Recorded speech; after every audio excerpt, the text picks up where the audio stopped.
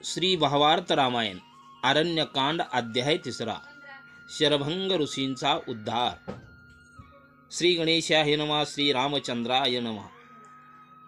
पुढे नाथ महाराज म्हणतात की अत्रि मुनींची भेट घेऊन जात असताना पुढे शरभंग ऋषीच्या आश्रमी श्री राम लक्ष्मण व सीता आले। त्याच वेळेस ब्रह्मदेवाने ऋषीवर्यांना बोलावण्यासाठी पाठवले। त्यावेळेस त्या रथाच्या मागे इंद्र सुद्धा आला। त्यावेळेस रथ व इंद्र तिथेच थांबवले आणि शरभंग ऋषी श्रीरामाची वाट पाहत बसले। त्यावेळेस इंद्र बोलू लागला की हे ऋषीवर्या, तुम्हाला ब्रह्मदेवाने आणण्यासाठी रथ पाठविले आहे। असं म्हटल्यानंतर ऋषीवर्य म्हणतात की हे इंद्रदेवा, या अरण्यात आत्ताच विराज राक्षसाला मारून श्रीराम इथे येत आहेत आणि त्या श्रीरामाला डावलून मी ब्रह्मदेवाकडे येणे उचित ठरत नाही।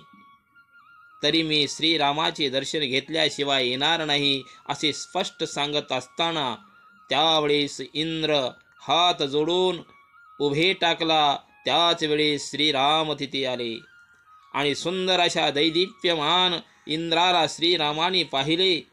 त्यावेळेस त्या इंद्राला श्रीरामाच्या दर्शनासाठी त्या इंद्राला बाजूला उभा केले होते आणि रथ वारू असे चंद्रासारखे तेज दिसू लागले। असा असणारा इंद्र उभा होता आणि तो श्रीरामाने पाहिला। त्यावेळेस इंद्राच्याही पेक्षा कोटी प्रकाश श्रीरामांना शोभू लागले।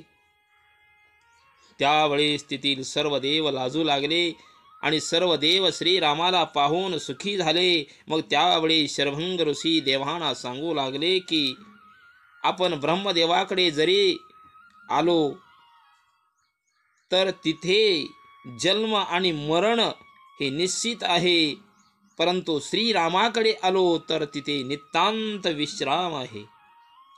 आणि राम भेटले की जन्म मरणाच्या फेरे आपल्या आयुष्यात मिटतात असा सुख श्रीरामाकडे आहे।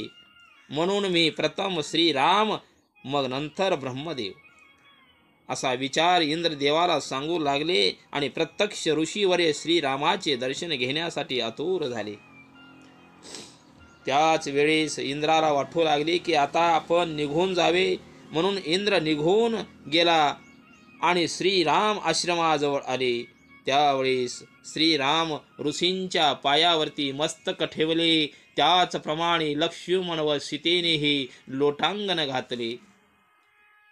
त्यावेळेस ऋषीने श्रीरामांना मधुपर्क देऊन पूजन केले आणि श्रीरामांना दिव्य असणाऱ्या आसनावरी बसवले। त्यावेळेस श्रीराम ऋषीवर्यांना विचारू लागले की हे ऋषीवर्या, आम्ही येण्याच्या अगोदर इंद्रदेव आले होते, ते कशासाठी आले होते मला सांगा। असं म्हटल्यानंतर ऋषीवर्य जवळ जाऊन श्रीरामांना सांगू लागले की हे श्रीरामा, तुमचे दिव्य चक्षु असल्यामुळे इंद्रादी देव दिसले आहेत असा विचार त्या ठिकाणी मांडला आणि वेदशास्त्राचे जे वर्म आहे ते म्हणजे तुम्ही आहात, तुम्ही परब्रह्म आहात आणि तेच परब्रह्म श्रीराम हे अनेक ऋषींचा उद्धार करण्यासाठी वनात आलोत असा विश्वास ऋषीला आला। आणि ऋषीवर्य श्रीरामाला म्हणतात की हे रामा,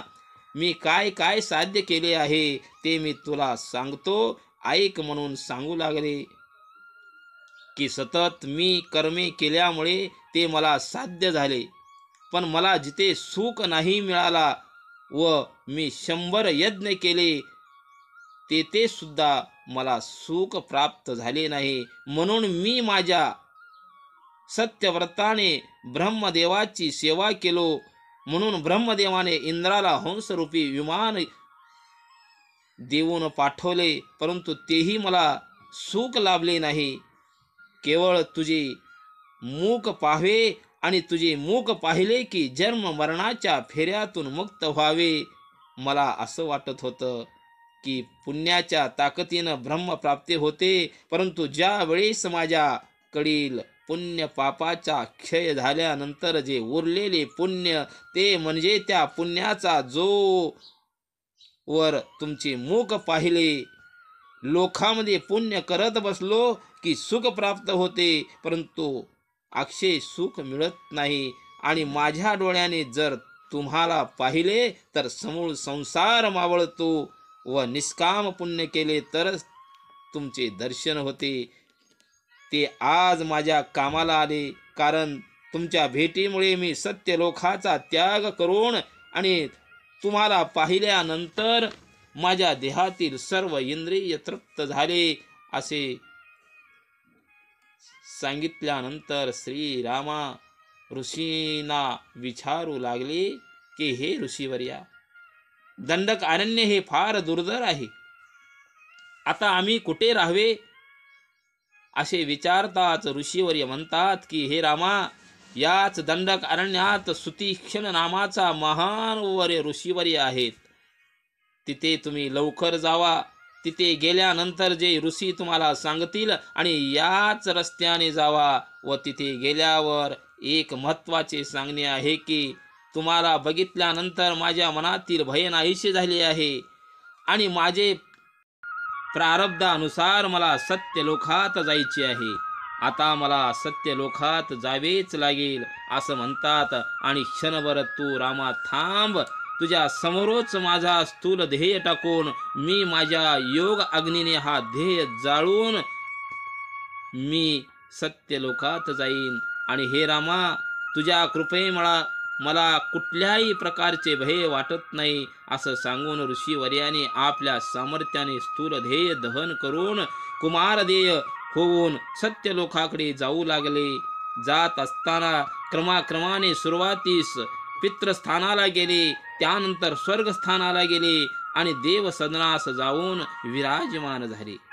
अशा प्रकारे शरभंग ऋषीला श्रीरामासमोर आणि श्रीरामाच्या कृपेने सत्यलोकात जाण्यासाठी परवानगी मिळाली आणि ते सत्यलोकामध्ये गेले.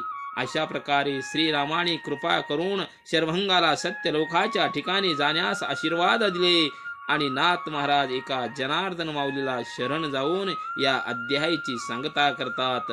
जय श्रीराम, जय श्रीराम.